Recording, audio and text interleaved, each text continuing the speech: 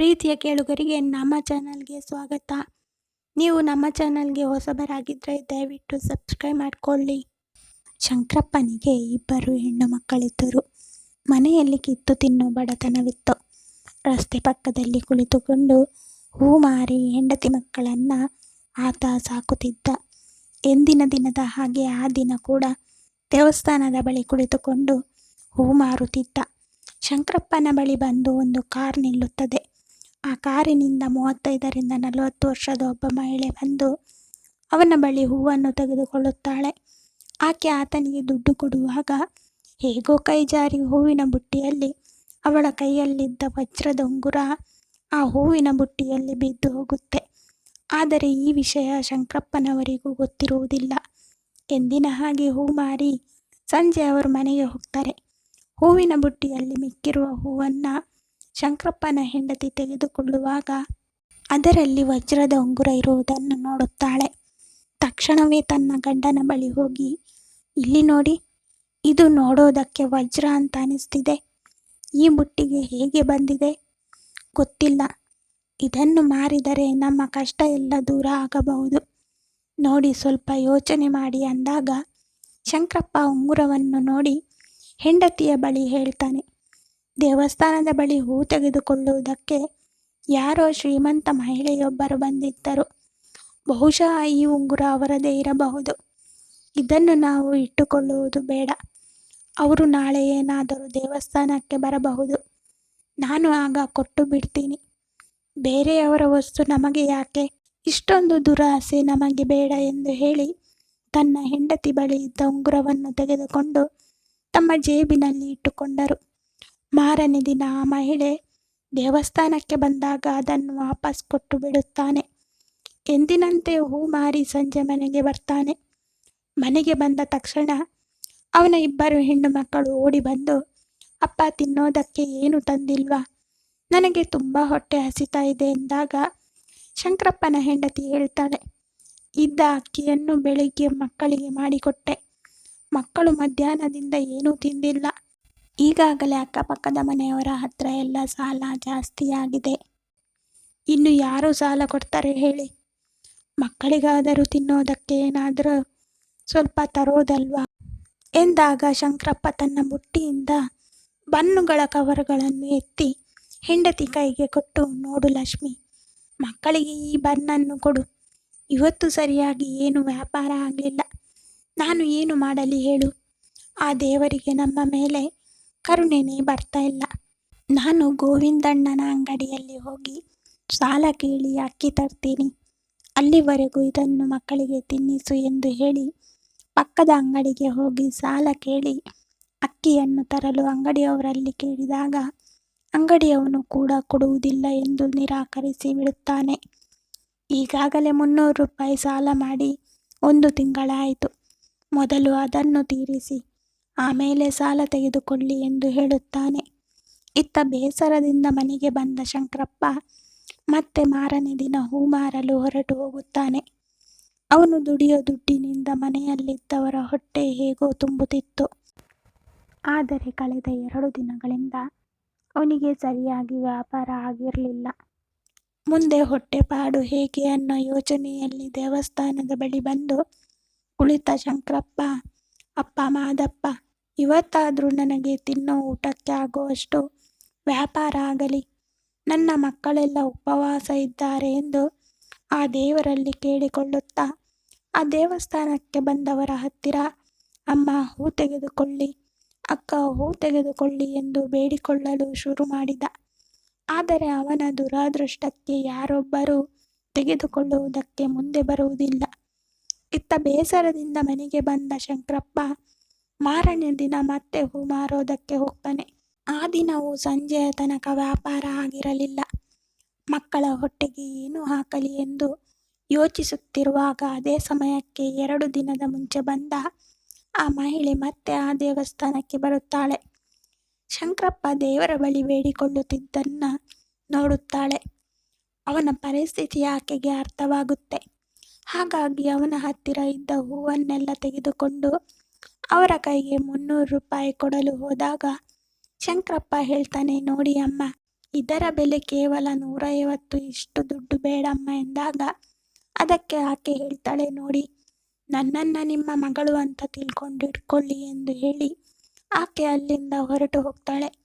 ಇತ್ತ ಶಂಕರಪ್ಪ ಕೂಡ ಸಂತೋಷದ ಕಣ್ಣೀರು ಹಾಕುತ್ತಾ, ಆ ದೇವರಲ್ಲಿ ಅಪ್ಪ ಮಾದಪ್ಪ, ಕೊನೆಗೂ ನನ್ನ ಮೇಲೆ ನೀನು ದಯೆ ತೋರಿಬಿಟ್ಟೆಯಲ್ಲ, ಅಷ್ಟು ಸಾಕು ತಂದೆ ಎಂದು ಹೇಳಿ ಸೀದಾ ಅಲ್ಲಿಂದ ಆ ದುಡ್ಡನ್ನು ತೆಗೆದುಕೊಂಡು ಹೋಗಿ ರೇಷನ್ ಅಂಗಡಿಯಲ್ಲಿ ಅಕ್ಕಿಯನ್ನು ತೆಗೆದುಕೊಂಡು ಮನೆಗೆ ಹೋಗ್ತಾನೆ. ಮನೆಗೆ ಬಂದಾಗ ಹೆಂಡತಿ ಮಕ್ಕಳು ಅವನ ಕೈಯಲ್ಲಿದ್ದ ಬ್ಯಾಗನ್ನು ನೋಡಿ ಸಂತೋಷ ಪಡುತ್ತಾ, ಅಪ್ಪ, ಇವತ್ತು ಏನು ತಂದಿದ್ಯಾ, ಕೊಡು ಎಂದಾಗ ಶಂಕರಪ್ಪ ಹೆಂಡತಿಯನ್ನು ಕರೆದು, ಇದರಲ್ಲಿ ಅಕ್ಕಿ ಇದೆ, ಜೊತೆಗೆ ಬೇಳೆನೂ ತರಕಾರಿನೂ ಇದೆ, ಮೊದಲು ಹೋಗಿ ಅನ್ನ ಮಾಡು ಎಂದಾಗ ಅದಕ್ಕೆ ಹೆಂಡತಿ, ಅಲ್ಲ ರೀ, 2 ದಿನದಿಂದ ಸರಿಯಾಗಿ ವ್ಯಾಪಾರ ಇಲ್ಲ ಅಂತ ಹೇಳ್ತಿದ್ರಿ, 2 ದಿನದಿಂದ ಸರಿಯಾಗಿ ವ್ಯಾಪಾರ ಇಲ್ಲ ಅಂತ ಹೇಳಿದ್ಮೇಲೆ ಮತ್ತೆ ಇಷ್ಟೊಂದು ಅಕ್ಕಿ ಸಾಮಗ್ರಿನ ಎಲ್ಲಿಂದ ತಂದ್ರಿ ಎಂದಾಗ ಅದಕ್ಕೆ ಶಂಕರಪ್ಪ ಹೇಳ್ತಾನೆ, ಆ ದೇವರು ಯಾರೋ ಪುಣ್ಯಾತ್ಮರನ್ನ ಕಳಿಸಿದ್ದ, ಅಪ್ಪ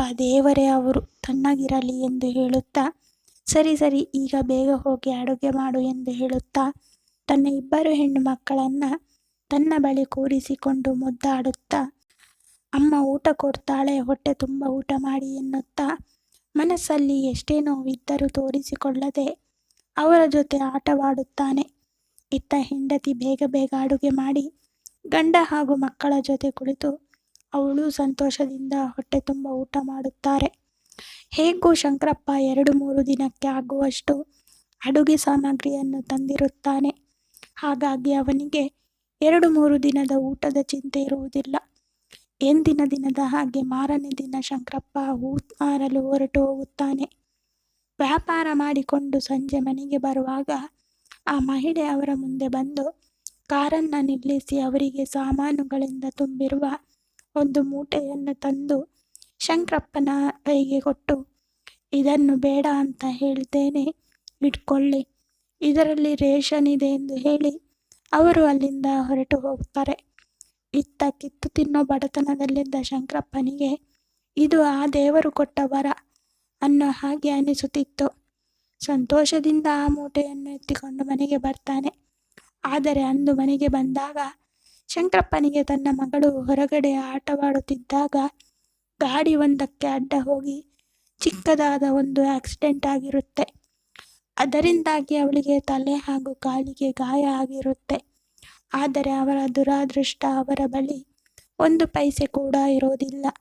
ಹಾಗಾಗಿ ಶಂಕರಪ್ಪನ ಹೆಂಡತಿ ಆಕ್ಸಿಡೆಂಟ್ ಆಗಿರುವ ಮಗಳನ್ನು ಮನೆಯಲ್ಲಿ ಇದ್ದ ಅರಶಿನ ಹಚ್ಚಿ ಕೂರಿಸಿರುತ್ತಾರೆ. ಮನೆಗೆ ಬಂದ ಶಂಕರಪ್ಪ ತನ್ನ ಮಗಳನ್ನು ನೋಡಿ ಗಾಬರಿ ಪಡುತ್ತಾ ದುಃಖದಿಂದ, ಅಯ್ಯೋ ದೇವರೇ, ಏನಾಯಿತು ಮಗಳೇ, ನೀನು ಯಾಕೆ ಈ ಅರಶಿನ ಹಚ್ಚಿದ್ಯಾ ಎಂದು ಹೆಂಡತಿಯನ್ನು ಕೇಳಿದಾಗ ಅವಳು ಹೇಳುತ್ತಾಳೆ, ಹೊರಗಡೆ ಆಟ ಆಡಲು ಹೋದಾಗ ಯಾವುದೋ ಗಾಡಿ ಗುದ್ದಿ ಹೋಗಿದೆ ಎಂದಾಗ ಶಂಕರಪ್ಪ ದುಃಖದಿಂದ, ಅಯ್ಯೋ ದೇವರೇ, ನಮಗೆ ಯಾಕಪ್ಪ ಇಷ್ಟು ಕಷ್ಟ ಬರುತ್ತಿದೆ, ಒಂದು ಕಡೆ ಕಿತ್ತು ತಿನ್ನೋ ಬಡತನ, ಇನ್ನೊಂದು ಕಡೆ ದುಡಿಮೆ ಇಲ್ಲ ಎಂದು ದುಃಖ ಪಡುತ್ತಾ, ನೋಡು, ನನ್ನ ಹತ್ರ ದುಡ್ಡಿಲ್ಲ, ಈಗ ಅರಶಿನ ಹಚ್ಚಿದ್ದೀಯ, ನೋಡು, ಈ ಬ್ಯಾಗಲ್ಲಿ ಏನಿದೆ ಅಂತ ನೋಡು ಎಂದು ಹೆಂಡತಿಗೆ ಹೇಳ್ತಾನೆ. ಮತ್ತು ಅವನು ತಂದಿದ್ದ ಚೀಲವನ್ನು ಅವಳಿಗೆ ಕೊಡುತ್ತಾನೆ. ಅದನ್ನು ಅವನ ಹೆಂಡತಿ ತೆಗೆದು ನೋಡಿದಾಗ ಅದರಲ್ಲಿ 1 ತಿಂಗಳಿಗೆ ಆಗುವಷ್ಟು ರೇಷನ್ ಇರುತ್ತೆ. ಅದನ್ನು ನೋಡಿದ ಗಂಡ ಹೆಂಡತಿ ಇಬ್ಬರು ಸಂತೋಷ ಪಡುತ್ತಾ, ಅವರು ಯಾರೋ ನಾವ್ಯಾರೋ, ಪಾಪ ಹುಡುಕಿಕೊಂಡು ಬಂದು ಇದನ್ನೆಲ್ಲ ಕೊಟ್ಟು ಹೋಗಿದ್ದಾರೆ, ನೋಡು, ಅದಕ್ಕೆ ಹೇಳೋದು, ನಂಬಿದವರನ್ನು ಆ ದೇವರು ಯಾವತ್ತಿಗೂ ಕೈ ಬಿಡೋದಿಲ್ಲ ಅಂತ. ನಮ್ಮ ಮನಸ್ಸು ಚೆನ್ನಾಗಿದ್ದರೆ ನಮ್ಮ ಕಷ್ಟಕ್ಕೆ ಆ ದೇವರು ಯಾರನ್ನಾದರೂ ಒಬ್ಬರನ್ನ ಈ ರೀತಿಯ ರೂಪದಲ್ಲಿ ಕಳಿಸ್ತಾನೆ. ಸರಿ, ಏನಾದರೂ ಅಡುಗೆ ಮಾಡಿದರೆ ನನಗೆ ಕೊಡು, ಹೊಟ್ಟೆ ತುಂಬ ಹಸಿದಿದೆ ಎಂದು ಹೇಳಿ ಊಟ ಹಾಕಿಸಿಕೊಂಡು ಶಂಕರಪ್ಪ ಊಟ ಮಾಡುತ್ತಿರುತ್ತಾನೆ. ಇತ್ತ ಚೀಲದಲ್ಲಿದ್ದ ರೇಷನ್ ಎಲ್ಲ ತೆಗೆದು ಪಕ್ಕಕ್ಕೆ ಇಟ್ಟ ಹೆಂಡತಿಗೆ ಆ ಬ್ಯಾಗಿನಲ್ಲಿ ಒಂದು ಪರ್ಸ್ ಇರುವುದನ್ನು ನೋಡುತ್ತಾಳೆ. ತಕ್ಷಣವೇ ಗಾಬರಿಯಿಂದ ಎತ್ತಿ ನೋಡಿದಾಗ ಅದರಲ್ಲಿ ಕೆಲವು ಡಾಕ್ಯುಮೆಂಟ್ ಹಾಗೂ 500 ರೂಪಾಯಿ ಇರುವ 2 ಕಟ್ಟು ದುಡ್ಡು ಇರುವುದು ಅವಳಿಗೆ ಕಾಣಿಸುತ್ತದೆ. ತಕ್ಷಣ ಆ ಪರ್ಸನ್ನು ತನ್ನ ಗಂಡನ ಬಳಿ ಕೊಡುತ್ತಾ, ಇಲ್ಲಿ ನೋಡಿ, ಈ ಪರ್ಸಿನಲ್ಲಿ ಏನಿದೆ ಅಂತ ಹೇಳಿ ಎಂದು ಗಂಡನ ಕೈಗೆ ಕೊಟ್ಟಾಗ ಅದನ್ನು ನೋಡಿದ ಶಂಕರಪ್ಪ ಹೇಳ್ತಾನೆ, ಏನಿದು ಇಷ್ಟೊಂದು ದುಡ್ಡು? ಅಯ್ಯೋ ದೇವರೇ, ಇನ್ನು ಏನೋ ಡಾಕ್ಯುಮೆಂಟ್ಸ್ ಬೇರೆ ಇದೆ. ಪಾಪ, ಇದನ್ನು ಕಳ್ಕೊಂಡು ಎಷ್ಟು ಗೊಂದಲದಲ್ಲಿದ್ದಾರೋ ಆ ಮಹಿಳೆ ಎಂದು ಗಂಡ ಹೇಳಿದ್ದನ್ನ ಕೇಳಿ ಹೆಂಡತಿ ಹೇಳ್ತಾಳೆ, ಇದರಲ್ಲಿ ಹೇಗೋ ದುಡ್ಡಿದೆ, ಮಗುವಿಗೆ ಬೇರೆ ಹುಷಾರಿಲ್ಲ, ಈ ದುಡ್ಡಿನಿಂದ ನಮ್ಮ ಕಷ್ಟ ಎಲ್ಲ ಪರಿಹಾರ ಆಗಿಬಿಡುತ್ತೆ. ಮೊದಲು ಮಗುನ ಆಸ್ಪತ್ರೆಗೆ ಕರೆದುಕೊಂಡು ಹೋಗೋಣ ನಡೀರಿ ಎಂದು ಹೇಳುತ್ತಾಳೆ. ಮತ್ತು ಆ ದೇವರೇ ನಮ್ಮ ಈ ಕಷ್ಟವನ್ನು ನೋಡಿ ಇಲ್ಲಿಯವರೆಗೂ ಈ ದುಡ್ಡನ್ನು ಕಳಿಸಿರಬಹುದು ಎಂದು ಹೆಂಡತಿ ಹೇಳಿದ್ದನ್ನು ಕೇಳಿ ಶಂಕರಪ್ಪ ಹೇಳ್ತಾನೆ, ನೀನು ಹೇಳುವುದು ಸರಿನೇ, ನಮಗೇನೋ ತಿನ್ನೋದಕ್ಕೂ ಅನ್ನ ಇಲ್ದಂಗೆ ಇದ್ದೀವಿ. ಆದರೆ ಈ ದುಡ್ಡನ್ನು ಕಳ್ಕೊಂಡು ಆಕೆ ಎಷ್ಟು ನೊಂದುಕೊಂಡಿರಬಹುದು, ಇದನ್ನು ಕಳ್ಕೊಂಡು ಎಷ್ಟು ಪರದಾಡುತ್ತಿರಬಹುದು. ಅವರು ಯಾತಕ್ಕಾಗಿ ದುಡ್ಡನ್ನು ಇಟ್ಟುಕೊಂಡಿದ್ದರೋ ನೋಡು, ಈ ದುಡ್ಡನ್ನು ನಾವು ಬಳಸುವುದು ಬೇಡ, ಬೇಕಾದರೆ ಕೇಳಿ ತೆಗೆದುಕೊಳ್ಳೋಣ. ಇಂತಹ ಕೆಲಸ ಮಾಡುವುದಕ್ಕೆ ನನಗೆ ಮನಸ್ಸು ಬರುವುದಿಲ್ಲ. ಕಷ್ಟಪಟ್ಟು ದುಡಿದರೆ ಆ ದೇವರು ಕೊಟ್ಟೇ ಕೊಡ್ತಾನೆ. ನೋಡು, ಆ ಮಹಿಳೆ ದೇವಸ್ಥಾನದ ಬಳಿನೇ ಇರೋದು. ಅವರು ದಿನ ಹೂ ತಗೊಂಡು ಹೋಗೋದಿಕ್ಕೆ ಬರ್ತಾರೆ. ಅವರ ಮನೆ ನನಗೆ ಗೊತ್ತು. ಈಗಲೇ ಹೋಗಿ ಇದನ್ನು ನಾನು ಕೊಟ್ಟು ಬರ್ತೀನಿ, ಮುಂದೆ ಏನಾಗುತ್ತೋ ನೋಡೋಣ. ಅಲ್ಲಿಂದ ಬಂದ ಮೇಲೆ ಮಗುನ ಆಸ್ಪತ್ರೆಗೆ ಕರೆದುಕೊಂಡು ಹೋಗ್ತೀನಿ ಎಂದು ಹೇಳಿ ಶಂಕರಪ್ಪ ಹೆಂಡತಿಯ ಮಾತನ್ನು ಕೇಳದೆ ಆ ಪರ್ಸನ್ನ ಎತ್ತಿಕೊಂಡು ನೇರವಾಗಿ ಆ ಮಹಿಳೆಯ ಮನೆಯ ಬಳಿ ಹೊರಟು ಹೋಗುತ್ತಾನೆ. ದೇವಸ್ಥಾನದ ಬಳಿ ಇರುವ ಆಕೆಯ ಮನೆಯ ಬಳಿ ಬಂದು ಹೊರಗಡೆ ವಾಚ್ಮ್ಯಾನ್ ಕುಳಿತಿರುವುದನ್ನು ನೋಡಿ, ನೋಡಪ್ಪ, ಈ ಮನೆ ಯಜಮಾನರನ್ನ ಸ್ವಲ್ಪ ಕರೀತೀಯಾ ಎಂದಾಗ ಆ ವಾಚ್ಮ್ಯಾನ್ ಹೇಳ್ತಾನೆ, ಯಾರು ನೀನು? ಇಲ್ಲಿಯವರೆಗೂ ನಿನ್ನ ನಾನು ಇಲ್ಲಿ ಎಲ್ಲೂ ನೋಡೇ ಇಲ್ಲ. ಹಾಗಲ್ಲಪ್ಪ, ನಾನು ಇಲ್ಲೇ ಪಕ್ಕದಲ್ಲಿ ದೇವಸ್ಥಾನದ ಬಳಿ ಹೂ ಮಾರುತ್ತೇನೆ. ಈ ಮನೆಯ ಯಜಮಾನಿ ಬಂದು ದಿನ ನನ್ನ ಬಳಿ ಹೂ ತಗೊಂಡು ಹೋಗ್ತಾರೆ ಎಂದಾಗ, ಇಲ್ಲ, ಆ ರೀತಿ ಆಗೋದಿಲ್ಲ, ಈಗ ನೀನು ಇಲ್ಲಿಂದ ಹೊರಡು ಎಂದು ಹೇಳಿ ಇಬ್ಬರ ಮಧ್ಯೆ ಮಾತಿಗೆ ಮಾತು ನಡೆಯುತ್ತಿರುತ್ತದೆ. ಅವರಿಬ್ಬರ ಮಾತಿನ ಸದ್ದನ್ನು ಕೇಳಿ ಆ ಮನೆಯಿಂದ ಹೊರಗೆ ಹೂವನ್ನು ತೆಗೆದುಕೊಂಡು ಹೋಗುತ್ತಿದ್ದ ಮಹಿಳೆ ಬರುತ್ತಾರೆ. ಹೊರಗಡೆ ನಿಂತಿದ್ದ ಶಂಕರಪ್ಪನ ನೋಡಿ ಅವರು, ಏನಾಗ್ತಿದೆ ಇಲ್ಲಿ? ಯಾರದು? ವಾಚ್ಮ್ಯಾನ್, ಅವರನ್ನು ಒಳಗಡೆ ಕಳಿಸಿ ಎಂದಾಗ ಸೆಕ್ಯೂರಿಟಿ ಶಂಕರಪ್ಪನನ್ನು ಗೇಟಿನ ಒಳಗೆ ಹೋಗಲು ಬಿಡುತ್ತಾನೆ. ಆಕೆಯನ್ನು ನೋಡಿದ ತಕ್ಷಣ ಶಂಕರಪ್ಪ, ನಮಸ್ಕಾರ ಮೇಡಮ್, ನೀವು ನನಗೆ ತಂದುಕೊಟ್ಟ ಚೀಲದಲ್ಲಿ ಈ ಪರ್ಸ್ ಇತ್ತು, ಅದಕ್ಕೆ ಕೊಡೋಣ ಅಂತ ಬಂದೆ ಎಂದಾಗ ಅವರು ಹೇಳ್ತಾರೆ, ತುಂಬ ಥ್ಯಾಂಕ್ಸ್ ಶಂಕರಪ್ಪನವರೇ ಎಂದು ಹೇಳಿ ಆ ಪರ್ಸನ್ನು ತೆಗೆದು ನೋಡಿದಾಗ ಆ ದುಡ್ಡು ಹಾಗೆ ಇದ್ದಿದ್ದನ್ನು ನೋಡಿ ಅವರು ಶಂಕರಪ್ಪನ ಬಳಿ ಅಂದ ಹಾಗೆ ಅದರಲ್ಲಿ 1,00,000 ಇತ್ತು, ಯಾಕೆ ನೀವು ತೆಗೆದುಕೊಂಡಿಲ್ಲ ಎಂದಾಗ ಅದಕ್ಕೆ ಶಂಕರಪ್ಪ ಹೇಳ್ತಾನೆ, ನೋಡಿ ಮೇಡಮ್, ಬೇರೆಯವರ ಸ್ವತ್ತು ಯಾವತ್ತೂ ನಮ್ಮದಾಗಲ್ಲ. ಈಗಿನ ಕಾಲದಲ್ಲಿ ಕಷ್ಟಪಟ್ಟು ದುಡಿಯೋ ದುಡ್ಡೇ ನಮ್ಮ ಹತ್ರ ಇರೋದಿಲ್ಲ. ಇನ್ನು ಬೇರೆಯವರ ದುಡ್ಡು ತಿಂದು ಎಷ್ಟು ದಿನ ಅಂತ ಚೆನ್ನಾಗಿರೋದು? ಆ ದೇವರು ಕೈಕಾಲು ಕೊಟ್ಟಿದ್ದಾನೆ, ದುಡಿದು ತಿನ್ನೋದಕ್ಕೆ ಶಕ್ತಿ ಕೊಟ್ಟಿದ್ದಾನೆ, ಇನ್ನೇನು ಬೇಕು ಹೇಳಿ ಎಂದಾಗ ಆ ಮಹಿಳೆ ಹೇಳ್ತಾರೆ, ಈಗಿನ ಕಾಲದಲ್ಲೂ ನಿಮ್ಮಂತಹ ಒಳ್ಳೆಯ ಮನಸ್ಸಿರುವವರು ಇರುತ್ತಾರೆ ಅಂದರೆ ನಂಬುವುದಕ್ಕೆ ಆಗ್ತಿಲ್ಲ. ನನಗೆ ದುಡ್ಡಿಗಿಂತ ಅದರಲ್ಲಿ ಕೆಲವು ಡಾಕ್ಯುಮೆಂಟ್ಸ್ ಇತ್ತು, ಅದು ನನಗೆ ಬಹಳ ಮುಖ್ಯವಾಗಿತ್ತು. 1 ನಿಮಿಷ ಬಂದೆ, ಇಲ್ಲೇ ಇರಿ ಎಂದು ಹೇಳಿ ಆಕೆ ಮನೆಯ ಒಳಗೆ ಹೋಗಿ ಪರ್ಸನ್ನು ಇಟ್ಟು ಮತ್ತೆ ಹೊರಗಡೆ ಬಂದು ನೋಡಿ, ನೀವು ಕಷ್ಟದಲ್ಲಿ ಇದ್ದೀರಾ ಅಂತ ನನಗೆ ಚೆನ್ನಾಗಿ ಗೊತ್ತು, ಹಾಗಂತ ಹೇಳಿ ನಾನು ಈ ದುಡ್ಡನ್ನು ಕೊಡುತ್ತಿಲ್ಲ, ಇದು ನನ್ನ ಕಡೆಯಿಂದ ಒಂದು ಚಿಕ್ಕದಾದ ಕಾಣಿಕೆ ಅಂತ ಇಟ್ಟುಕೊಳ್ಳಿ ಎಂದು ಹೇಳಿ ಆ 1,00,000ವನ್ನು ಶಂಕರಪ್ಪನ ಕೈಯಲ್ಲಿ ಇಟ್ಟಾಗ, ಅಯ್ಯೋ, ಅಷ್ಟೊಂದು ದುಡ್ಡು ನನಗೆ ಬೇಡ ತಾಯಿ ಎಂದಾಗ, ನೋಡಿ, ಆ ಹೂವನ್ನು ಮಾರಿ ಎಷ್ಟು ಅಂತ ಸಂಪಾದನೆ ಮಾಡ್ತೀರಾ? ನಾನು ದಿನ ನಿಮ್ಮನ್ನು ನೋಡ್ತೀನಿ, ನೀವು ಪಡ್ತಾ ಇರೋ ಕಷ್ಟ ನೋಡಿ ನನಗೆ ಬೇಜಾರಾಗುತ್ತೆ. ದಯವಿಟ್ಟು ಈ ದುಡ್ಡು ಬೇಡ ಅಂತ ಹೇಳಬೇಡಿ. ಹೂ ಮಾರೋದನ್ನು ಬಿಟ್ಟು ಈ ದುಡ್ಡಿನಿಂದ ಒಂದು ಚಿಕ್ಕದಾದ ಚಿಲ್ಲರೆ ಅಂಗಡಿಯನ್ನು ಹಾಕಿಕೊಳ್ಳಿ. ನೋಡಿ, ನನ್ನಿಂದ ಬೇರೆಯವರಿಗೆ ಒಳ್ಳೆಯದಾಗುತ್ತೆ ಅನ್ನೋದಾದರೆ ಅದರಲ್ಲಿ ತಪ್ಪೇನಿದೆ? ಇದು ಬೇಡ ಅಂತ ಹೇಳಬೇಡಿ ಎಂದು ಹೇಳಿ ಅವನ ಕೈಗೆ ಆ 1,00,000 ದುಡ್ಡನ್ನು ಕೊಟ್ಟು ಒಳಗಡೆ ಹೋಗ್ತಾರೆ ಆ ಮಹಿಳೆ. ಇತ್ತ ಶಂಕರಪ್ಪ ಕೂಡ ಮುಂದೆ ಏನು ಹೇಳಬೇಕು ಅನ್ನೋದು ಗೊತ್ತಾಗದೆ ಸಂತೋಷದಿಂದ ಆ ದುಡ್ಡನ್ನು ತೆಗೆದುಕೊಂಡು ತನ್ನ ಮನೆಗೆ ಬರುತ್ತಾನೆ. ಮನೆಗೆ ಬಂದ ಶಂಕರಪ್ಪನಿಗೆ ಮಗಳು ಹುಷಾರಿಲ್ಲದೆ ಇರೋದನ್ನು ನೋಡಿ ಹೆಂಡತಿ ಹೇಳ್ತಾಳೆ, ನಿಯತ್ತಾಗಿರಬೇಕು ಅಂತ ಹೇಳಿ ನಿಮ್ಮ ಮಗಳ ಸ್ಥಿತಿ ಏನಾಗಿದೆ ಅಂತ ನೋಡಿ. ಅವಳಿಗೆ ಜ್ವರ ಹೆಚ್ಚಾಗಿದೆ. ಇನ್ನು ಎಷ್ಟು ದಿನ ನೀವು ಹೀಗೆ ಇರ್ತೀರಾ ಎಂದು ಹೆಂಡತಿ ಹೇಳಿದ್ದನ್ನು ಕೇಳಿ ಶಂಕರಪ್ಪ, ಅಯ್ಯೋ ಹುಚ್ಚಿ, ಆ ದೇವರು ನಮ್ಮ ಕೈ ಬಿಡಲ್ಲ ಕಣೆ. ಎಷ್ಟೇ ಕಷ್ಟ ಇದ್ರೂ ಒಬ್ಬರಿಗೆ ದ್ರೋಹ ಮಾಡಿ ನಾವು ಸುಖವಾಗಿರೋದಕ್ಕೆ ಆಗುತ್ತಾ? ನಾನು ಅವರ ಮನೆಗೆ ಆ ದುಡ್ಡು ಇದ್ದ ಪರ್ಸನ್ನು ಆ ಮಹಿಳೆ ಕೈಗೆ ಕೊಟ್ಟಾಗ ಸಂತೋಷದಿಂದ ಅವರು ನನ್ನ ಕೈಗೆ ಆ ದುಡ್ಡನ್ನು ಕೊಟ್ಟರು. ಹೂ ಮಾರೋದನ್ನು ಬಿಟ್ಟು ಇದರಿಂದ ಚಿಕ್ಕದಾದ ಒಂದು ಅಂಗಡಿನ ತೆಗೀರಿ ಅಂತ ಹೇಳಿದ್ದಾರೆ. ಈ ದುಡ್ಡಿಂದ ನಾನು ಹಾಗೆ ಮಾಡ್ತೀನಿ. ಇನ್ಮೇಲೆ ಈ ರೀತಿ ಕಷ್ಟಪಡುವ ಅವಶ್ಯಕತೆ ನಮಗಿರೋದಿಲ್ಲ. ಆ ದೇವರು ಅವರನ್ನು ಚೆನ್ನಾಗಿ ಇಟ್ಟಿರಲಿ.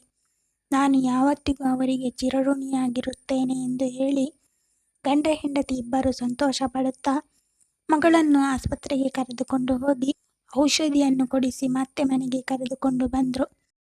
ಆಕೆ ಕೊಟ್ಟ ದುಡ್ಡಿನಿಂದ 1 ವಾರದಲ್ಲೇ ಅವರ ಮನೆಯ ಪಕ್ಕದಲ್ಲಿ ಒಂದು ಚಿಕ್ಕದಾದ ಚಿಲ್ಲರೆ ಅಂಗಡಿಯನ್ನು ತೆಗೆದರು. ಅಂಗಡಿಯಲ್ಲಿ ವ್ಯಾಪಾರ ಕೂಡ ಚೆನ್ನಾಗಿ ನಡೆಯುತ್ತಿದೆ.